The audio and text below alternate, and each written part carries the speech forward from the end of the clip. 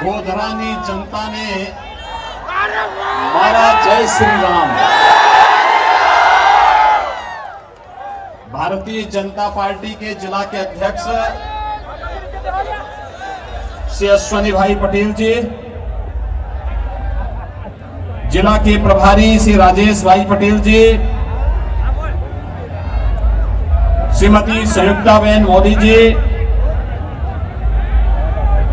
कुमारी कामनीबेन सोलंकी जी, कुलदीप सिंह सोलंकी जी, दिलीप भाई देसाई जी, सरदार सिंह पटेल जी, श्रीमती सुनीताबेन बारिया जी, श्री संजय भाई सोनी जी, राजेंद्र सिंह चौहान जी, गोधरा विधानसभा क्षेत्र से जुड़े हुए भारतीय जनता पार्टी के सभी पदाधिकारी और भारी संख्या में आज यहां पर उपस्थित गोधरा के सभी मतदाता भाइयों बहनों, राम भक्तों के बलिदान की इस पावन धरा को मैं कोटि कोटि नमन करता हूं। इस जनपद में पवित्र शक्तिपीठ पावागढ़ सनातन हिंदू धर्म की आस्था का प्रतीक है। और भाइयों बहनों, 500 वर्षों के बाद पहली बार ध्वजा का वहां पर फहराया जाना, यह भारत की आस्था के प्रतीक का, भारत की आस्था के सम्मान का यह सबसे बड़ा उदाहरण है। और इसीलिए इस अवसर पर आज के इस रोड शो कार्यक्रम को आप लोगों ने जो उत्साह दिखाया है, मैं इसके लिए आप सभी गोधरा वासियों का हृदय से अभिनंदन करते हुए इस धरा को कोटि कोटि नमन करता हूं। भाइयों बहनों, गुजरात विपरीत परिस्थितियों से जूझते हुए आगे बढ़ा है, देश को एक नई प्रेरणा दी है। नेतृत्व विषम परिस्थितियों में नेतृत्व देने की क्षमता अर्जित किया है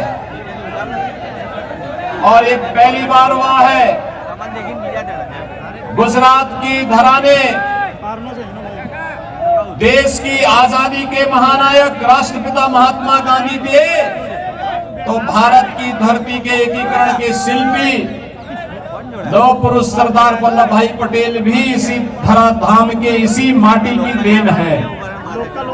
भाइयों बहनों, सरदार साहब के दृढ़ इच्छा शक्ति के सामने जूनागढ़ के नवाब को नाक रगड़नी पड़ी थी।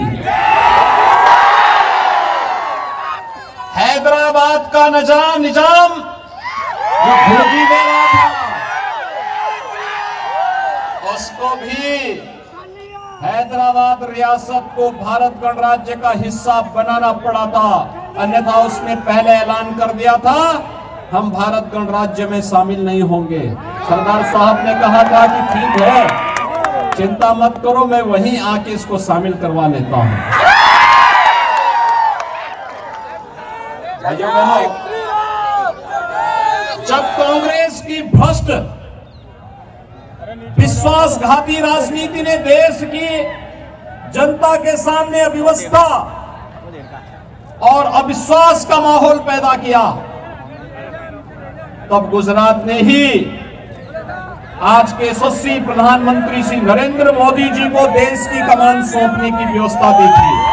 और भाइयों बहनों, आज आप सब जानते हैं, हर गुजरात का वासी और हर भारतवासी इस पर गौरव की अनुभूति करता है कि भारत के यशस्वी प्रधानमंत्री श्री नरेंद्र मोदी जी जिस विश्वास के साथ देश का नेतृत्व कर रहे हैं, वह न केवल वैश्विक स्तर पर भारत की प्रतिष्ठा को बढ़ा रहा है, बल्कि एक सुरक्षित, समृद्ध भारत की परिकल्पना को साकार करने के लिए निरंतर उनके द्वारा नित नए प्रयास किए जा रहे हैं। आज देश अपनी आजादी का अमृत महोत्सव मना रहा है।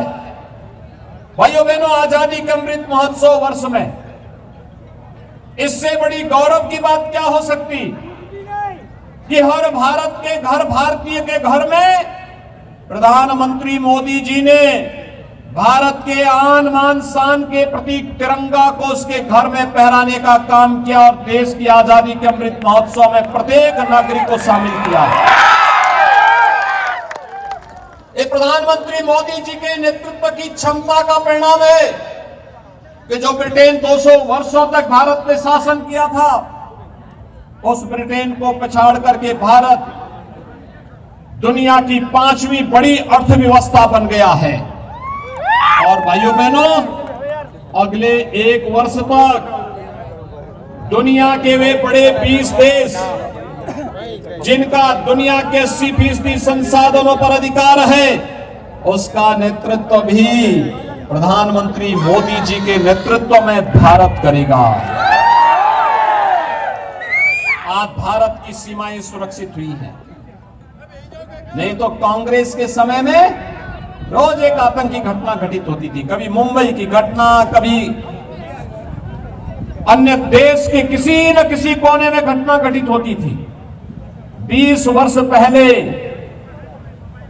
जो बलिदान गोधरा में हुआ, भाइयों बहनों, राम भक्तों उसके इस बलिदान ने गुजरात को एक मॉडल के रूप में आगे बढ़ाया और गुजरात ने उस समय कर्फ्यू पर सदैव के लिए कर्फ्यू लगा दिया। अब कर्फ्यू नहीं लगता गुजरात में, दंगे नहीं होते गुजरात में।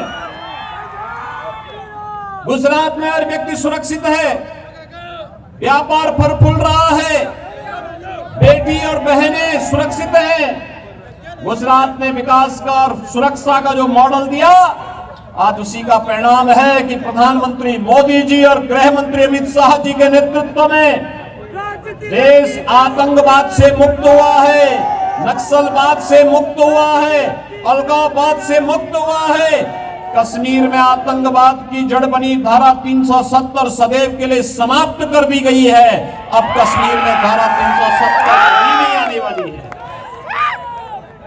भाइयों बहनों, नए भारत का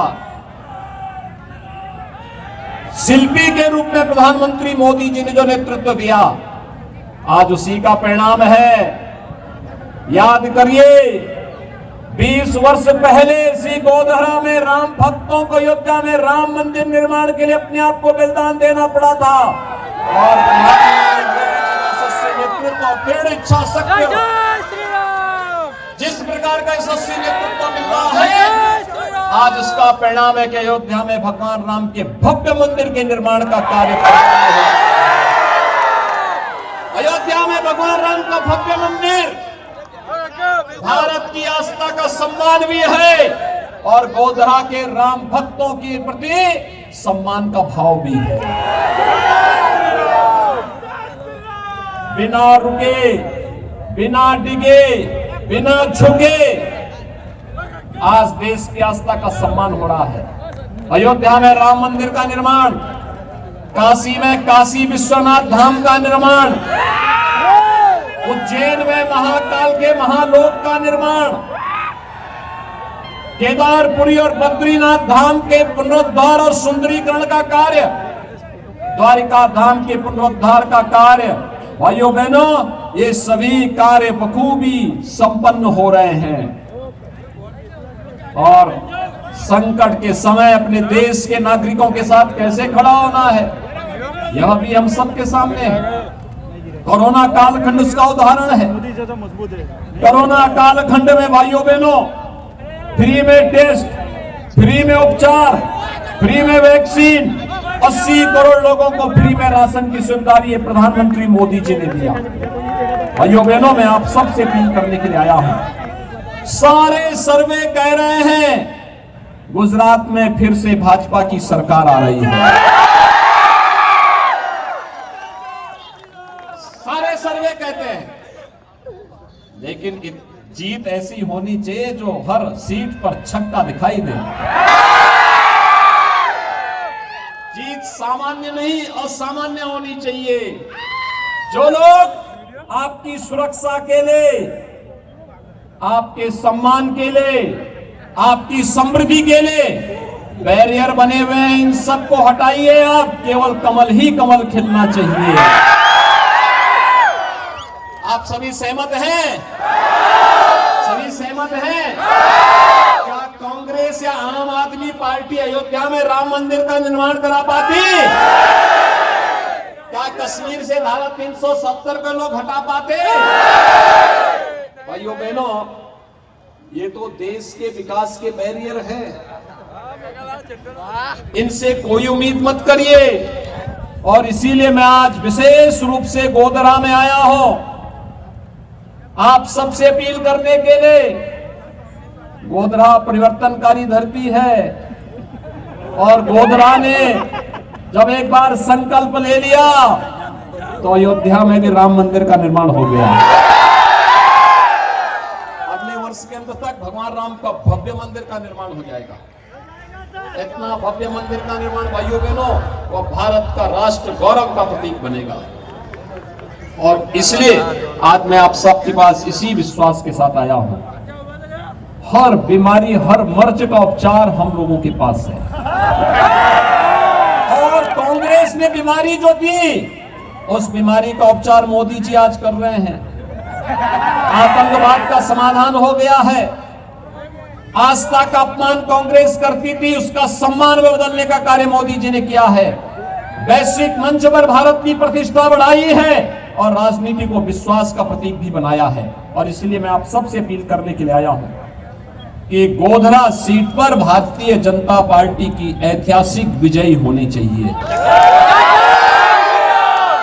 ऐतिहासिक विजय के लिए सहमत हैं? सभी लोग सहमत हैं? स्वागत बधा, भाजपा ने भव्य जीत आपसो। हाथ ऊंचा करने समर्थन आपो। छत के ऊपर भी जो खड़े हैं उनके भी सबके हाथ खड़े होने चाहिए। भारत माता की, भारत माता की, भारत माता की जय श्री राम, जय श्री राम।